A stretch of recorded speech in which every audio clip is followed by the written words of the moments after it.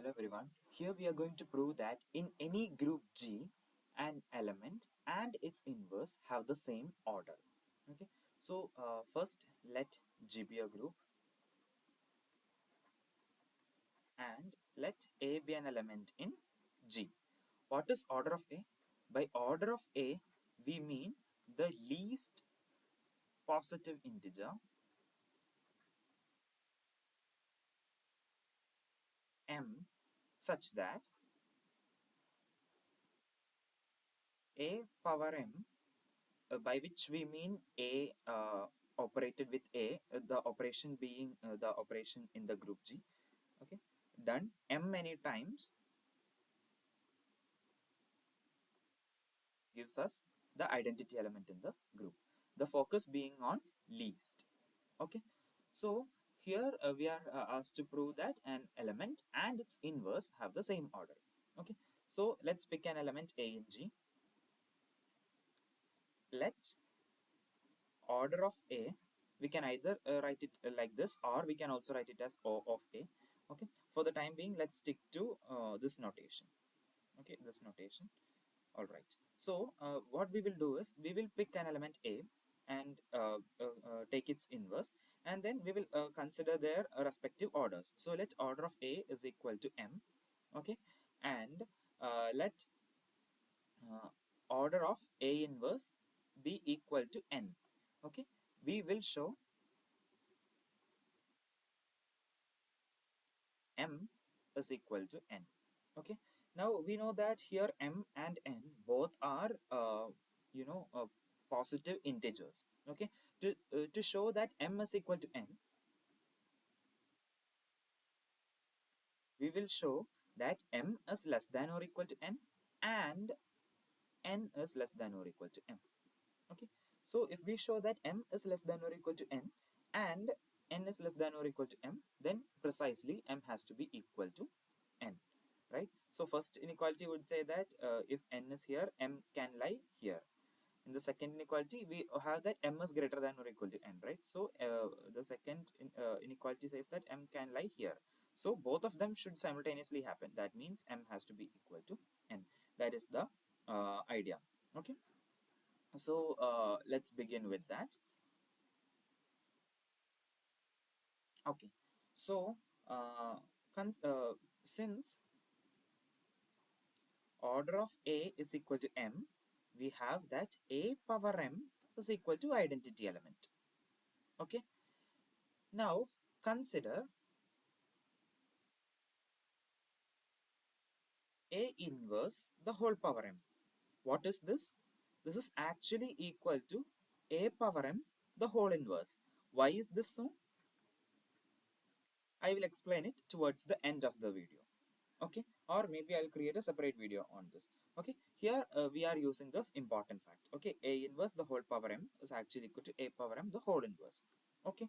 Then what do we have? We have that A inverse the whole power m, this is actually equal to A power m the whole inverse. But what is A power m? A power m is already identity, and identity inverse is nothing but identity, right? So we know that m is a positive integer and A inverse power m is already identity, okay. So the least positive integer n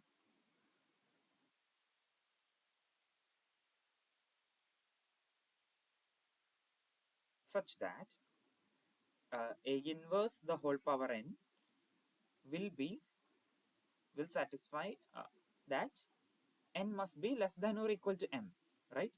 Because m is a positive integer and A inverse whole power m is already identity. Now m can be large, we don't know anything about that. So the least positive integer n such that A inverse whole power n will definitely be less than or equal to m, right? Okay. Now similarly, we know that since order of A inverse is equal to n, we have that A inverse the whole power n is equal to identity. Okay. Now consider A power n. What is A? We can write A as A inverse the whole inverse. Okay. Now this whole power n, A can be written as A inverse the whole inverse and this whole power n. Okay, now this is nothing but A inverse the whole power n, the whole inverse, by the same logic as here, by the same thing as here, right? Okay, so then what will we have here? We will have that this is nothing but identity inverse, which is equal to identity. Okay, so the least positive integer m such that a power m is equal to identity will satisfy that m is less than or equal to n. Okay, so let me name this as 1 and this as 2. Then we'll have that from 1 and 2 we have that n is equal to m. So order of A and A inverse are equal. Now here we had used the crucial thing, right? Uh, the A inverse whole power m is equal to A power m the whole inverse. We had used this. Okay, so let's just try to understand this. Okay, now consider A power m. Okay, what is this? This is actually nothing but A dot A dot A etc. This m times, right? Okay, now uh, a power m into a power m inverse will give us identity. Okay, and this is of course same as a power m the whole inverse into a power m. Correct? This identity, this is what this is by definition of a power m whole inverse, right? Okay. Now consider this. Now suppose I am multiplying on both sides by a inverse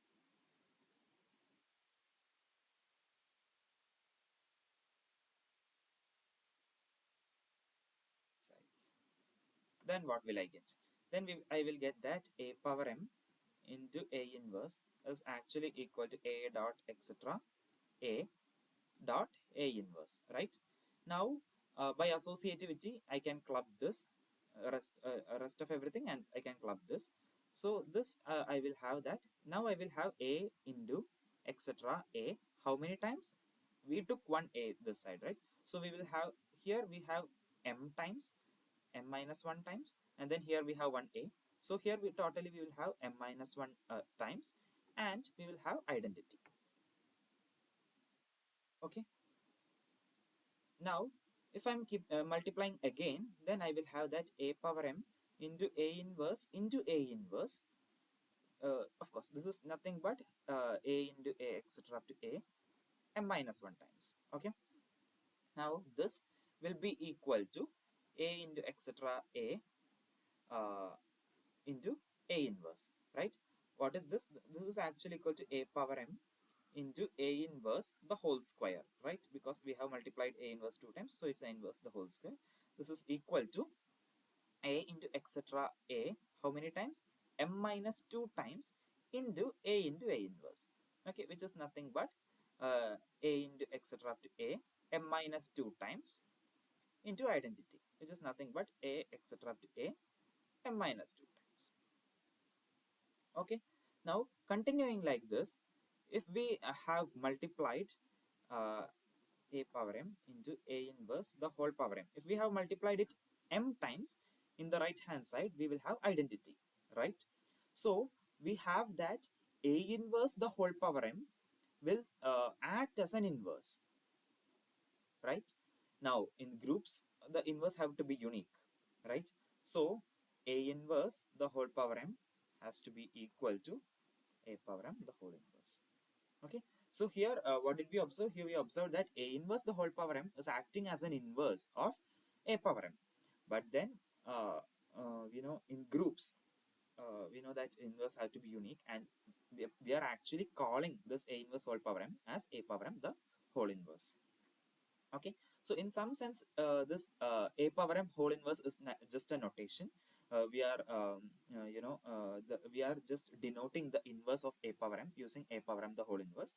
To actually find out the inverse of a power m, what we will do is we will compute A inverse and then operate A inverse m times.